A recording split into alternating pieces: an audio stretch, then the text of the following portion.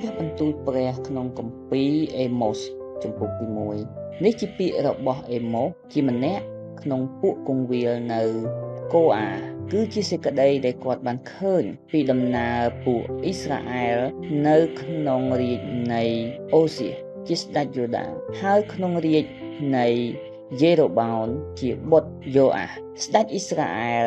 គឺ2ឆ្នាំមុនក៏កើតដីគាត់ពោលថាព្រះយេហូវ៉ាទ្រង់នឹងស្រែកគ្រហឹមពីស៊ីម៉ូនហើយបញ្ចេញព្រះសូរសៀងពីក្រុងយេរូសាឡិមមកនោះទីវាលស្មៅរបស់ពួកអ្នកគង្វាលនឹងសៅសោកហើយកំពូលភ្នំកើមើលនឹងហែកទៅព្រះយេហូវ៉ាទ្រង់មានបន្ទូលដូច្នេះថាដោយព្រោះអំពើរំលងទាំង3របស់ក្រុងដាម៉ាស់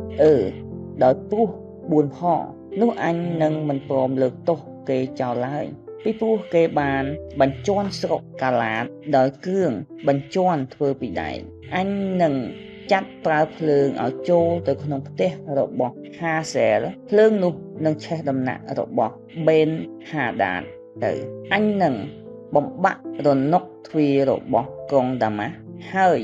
កាត់ពួកអ្នកនៅច្រកភ្នំអាវេនចេញព្រមទាំងអ្នកដែលកាន់ដំបងរាជរបស់បេតអេដែនផងនោះពួកសាសសេរីនឹងត្រូវទៅជាឆ្លើយដល់ស្រុកគៀនេះជាព្រះបន្ទូលនៃព្រះយេហូវ៉ាព្រះយេហូវ៉ាទ្រង់មានបន្ទូលដូច្នេះថាដោយព្រោះអំពើរំលងទាំង3របស់ក្រុងកាសា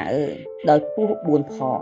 នោះអញនឹងមិនព្រមលើកទោសគេចោលឡើយពីព្រោះគេបានគៀយកពួកឆ្លើយទាំងអស់ដើម្បីប្រគល់ដល់សាសអេដុំ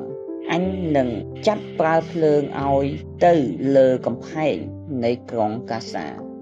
ភ្លើងនោះនឹងឆេះដំណាក់របស់គេអស់ទៅអញនឹងកាត់ពួកអ្នកនៅក្រុងអាស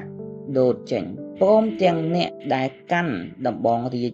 នៃក្រុងអាស្កាឡូនផងអញក៏នឹងបែរដៃទៅទាស់នឹងក្រុងអេកុនដែរ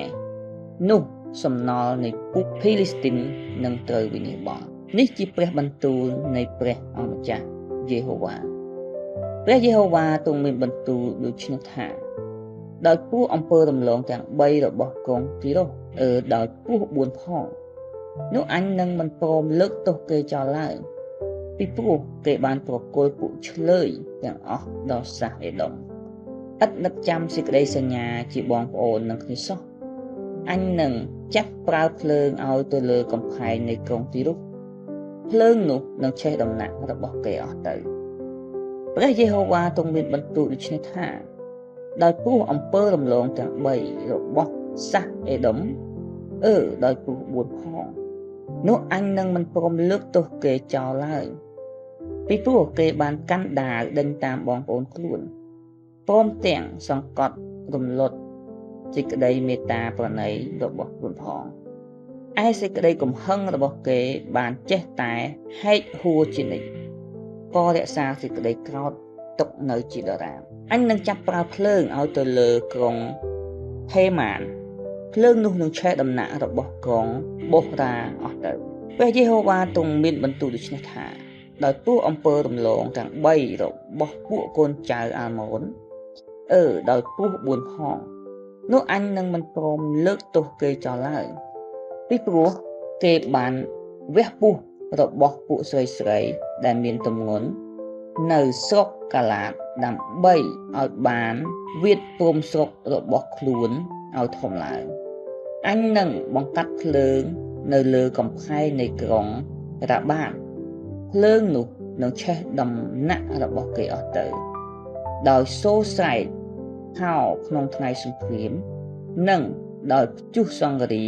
ក្នុងថ្ងៃដែលមានខ្យល់កំបុតត្បូងនោះស្ដេចរបស់គេនឹងត្រូវចាប់ទៅឆ្លើយព្រមទាំងពួកចៅហ្វាយរបស់គេផងនេះជាព្រះបន្ទូលនៃព្រះយេហូវ៉ា